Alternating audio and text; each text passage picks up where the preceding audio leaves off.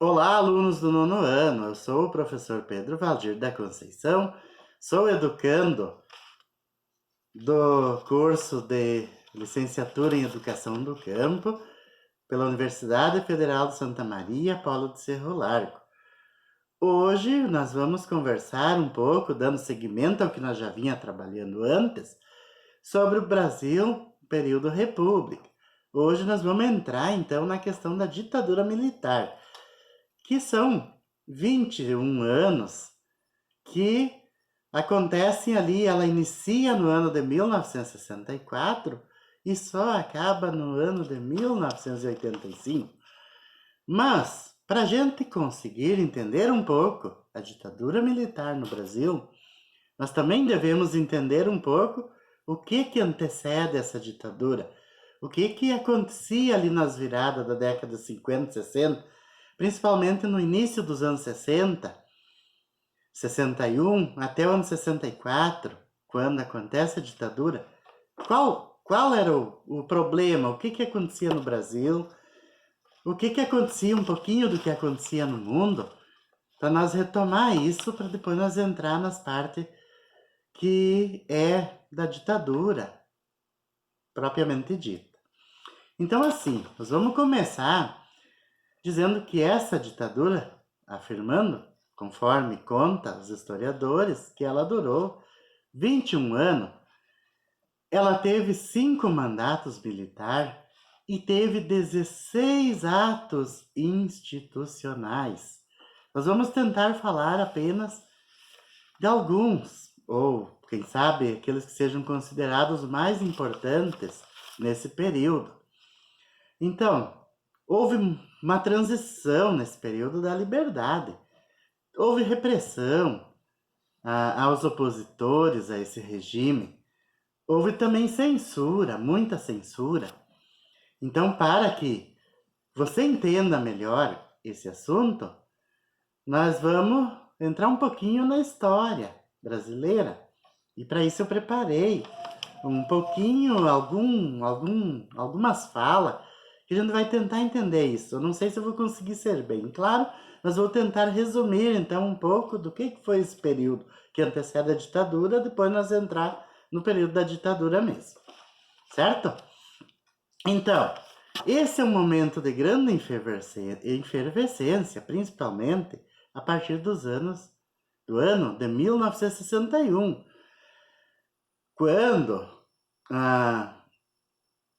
o Jânio Quadros assume a presidência do Brasil. E tinha também o João Goulart, que era seu vice, e os dois ali atuavam em partidos diferentes. Também no mesmo sentido, eles tinham ideias diferentes. Então, nesse período, o Jânio Quadros, Jango, como era chamado, o que acontece? Ele, no mesmo ano, resolve renunciar ao cargo. E aí, quem assume no lugar dele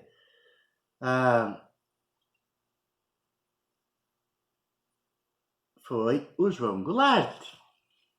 Então, aí começa já uma questão de uma efervescência maior da política. Sem dizer que isso, segundo algumas ideias, alguns historiadores, já vinha numa questão política e tudo mais forte a partir do final da Segunda Guerra Mundial, mas ela se acirra mesmo no início dos anos 60, que vai culminar com a ditadura no ano de 1964. Então acontece o quê? Esses dois eram um partido diferente. O Jango apoiava as reformas de base, principalmente as reformas fiscal, administrativa, universitária e principalmente a reforma agrária. E era mesmo um legado que já vinha de Vargas, né? Que era lá o governo populista anterior. Então a reforma agrária não era bem vista também nesse período pelos latifundiários. E até hoje não é, né? Acredito que uma boa parte ainda das pessoas ainda não entendem direito também qual é o sentido real da reforma agrária. Então, grande parte dos latifundiários e também do parlamento nacional nesse período eram contra a reforma agrária. E tinha também uma grande parte da população conservadora que apoiava também a derrubada do governo. E além dos setores, né, da sociedade que dominava, que comandava a sociedade, que também apoiava, principalmente a classe média. Então, nesse período também havia uma outra questão, uma divergência, uma questão de disputa política, vamos dizer, entre os Estados Unidos e a União Soviética. Os Estados Unidos defendia um tipo de política, a União Soviética, já mais socialista, tinha uma outra visão, uma outra maneira de atuar na questão no seu país e também influenciava no mundo. Tanto é que o que acontecia? Os governos tinham medo também de uma intervenção, porque também a Revolução Cubana tinha acabado e que tinha uma grande efervescência, né, na questão socialista do período, e os governos também tinham medo que isso fosse chegar até o Brasil, né? Então, vamos seguindo adiante. Essa é apenas uma introdução para nós entrar na questão mais direta do que foi a ditadura. Então, nós vamos entrar agora na parte dos presidentes do período da ditadura. Então, nós tivemos, nesse período, o primeiro presidente, que a ditadura acontece em 31 de março, segundo os historiadores, de 1964. Já outros defendem que ela aconteceu na madrugada do 1º de abril, quando o parlamento foi fechado. Então, é uma transição entre o dia 31 de março de 1964 e o dia 1º de abril de 1964. Essa é a data dada, segundo a história, que acontece, que inicia o período ditatorial no Brasil. Então, esse primeiro governo, que foi o Castelo Branco, ele assume em 1964 e vai até 1967 do poder. Já o segundo governo, o Costa e Silva, assume em 1967 e vai até 1969. Então aí nós temos o governo que era chamado de Médici, que é em 1969 até 1974. E aí, seguindo adiante, nós temos o Ernesto Geisel, que vai de 74 até 79, o Figueiredo de 79 até 85, data do final da ditadura. Então aqui, vamos entrar já direto nos atos institucionais, então, desse período. Então nós temos a legitimação, né, e a legalização das ações políticas dos militares. Aí o governo divulga que seu objetivo nesse período era combater a corrupção e a subvenção, conforme alguns jornais mesmo afirmam nessa época, como o Jornal do Brasil, que era um jornal de circulação nessa época. E então, de 64 a 69, são deferidos 17 atos institucionais, regulamentados por 104 atos complementares. Vejam só a quantidade de atos que existiu nesse período. Por que seria essa quantidade de atos? Quais seriam os motivos? Vamos pensar um pouco. Não precisa responder, apenas vamos deixar essa pergunta no ar e vamos se debruçar na história para nós entender melhor isso. Então, vocês podem, né, pesquisar, se vocês tiverem dúvida, na internet, buscando lá pela ditadura militar no Brasil, vocês vão encontrar também maiores detalhes se aqui não ficar bem explicado. Então nós vamos agora vamos passar para o ato institucional número 1. O que era esse ato institucional número 1 e quando ele acontece? Então ele é instituído no dia 9 de abril de 1964. E o que ele determinava? Então, ele dava ao governo, esse ato institucional, ao governo militar, né, no caso, porque era os militares que assumiam o poder, dava liberdade de alterar a Constituição. Então, eles podiam mexer e mudar tudo o que eles achassem de acordo de mudar. E aí, vocês já viram? Para que lado será que eles iam mudar a Constituição? Para o lado do povo ou para o lado do Congresso, dos latifundiários, dos militares, para o lado do governo?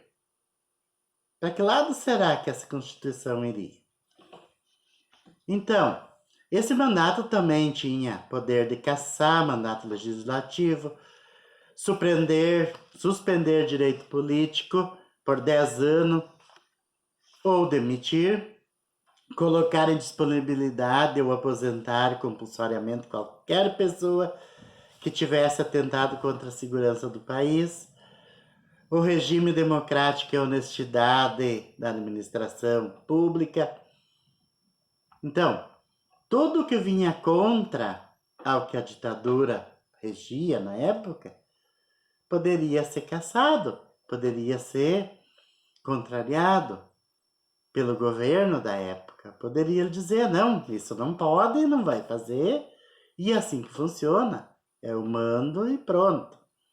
E tinha apoio, né, da classe média e dos parlamentares, e dos latifundiários também, vamos dizer de passagem. Já o ato institucional 2 também, de 1964, ele institui a eleição direta para presidente da República. Ele dissolveu todos os partidos políticos, legitimado apenas o MDB, que era a oposição, e arena a situação. Mas por que será 2 partidos? Seria isso para mascarar o governo, né? Dizer que o governo é democrático. Será isso? Porque ele poderia ter só o partido dele. Então, vamos pensar um pouco. Se isso não é ilusionismo de ideias. Não é uma maneira de manipular o povo. Resumindo, foi isso o ato institucional 2, que também decreta estado de sítio por 180 dias, sem consultar o Congresso, intervir no Estado, decretar o recesso no Congresso e assim por diante. Eu não vou falar todos agora porque não vai dar tempo de nós pegar e aprofundar muito. Vamos seguindo adiante. Então, o que acontece no ato institucional 3, 1966? Estabelece eleições diretas para governo e vice-governador. O que é isso? Os prefeitos das capitais seriam indicados pelos governadores, com aprovação da Assembleia Legislativa. Já o ato institucional 4, de 10 de dezembro de 1966, convocou o Congresso Nacional para votação e promulgação da Constituição de 1967. E aí nós temos um outro ato muito debatido ainda hoje, com o governo que hoje assume o Brasil, visto que ele tem bastante militar em sua base governamental. Então, há uma parte da população que fala bastante sobre o atual governo, relacionando com o período militar, por causa dos militares que estão dentro do Congresso.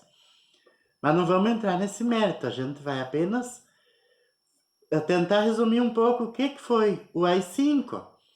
Então, a institucionalização da ditadura no país. Esse foi o apogeu da ditadura. Ele acontece em 1968, no dia 13 de dezembro de 1968.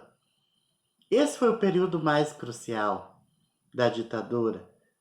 Esse ato, então, é conhecido por ser o mais cruel dos decretos pelo regime militar, que durou os 21 anos de 64 até 85. Então, segundo os historiadores, esse ato ele tirou os direitos políticos de qualquer cidadão. Estariam suspenso por 10 anos. O que é isso? 10 anos suspenso, sem direito, sem manifestação contrária ao regime. Além disso, o Congresso Nacional permanecia fechado por 1 ano e só seria reaberto quando fosse consultado o governo, né? Consultado quem? E o Poder Judiciário também não podia intervir no Poder Executivo, o que deu a margem para que o exercício do magistrado fosse vigiado. Pois é, tudo isso vinha acontecendo, aconteceu no período do regime militar. E ainda o Poder Executivo tinha liberdade de confiscar bens materiais que não fosse devidamente declarado. Tudo isso no ato constitucional AI-5. Então, só para entender melhor sobre o estado de sítio, nosso tempo já está esgotado, ele é um instrumento de Estado, né? Que o chefe de Estado pode utilizar em caso extremo, como agressão efetiva de força estrangeira, grave ameaça, ordem constitucional ou calamidade pública. E já o habeas corpus também, que previa, é uma garantia constitucional em favor de quem sofre violência e pode esperar julgamento em liberdade. Espero que vocês tenham entendido sobre essa parte cruel da história, nesse resumo feito agora. E fica a pergunta, mas afinal, o que foi a ditadura? Foi boa para o Brasil? Foi ruim? Em que ponto? O que ela ajudou? O que ela travou no país? E o aprofundamento maior vocês podem fazer também pesquisando em alguns sites, né, na própria internet, no Google, seja lá qualquer um outro aplicativo, né? Vocês podem estar pesquisando sobre esse tema. Obrigado.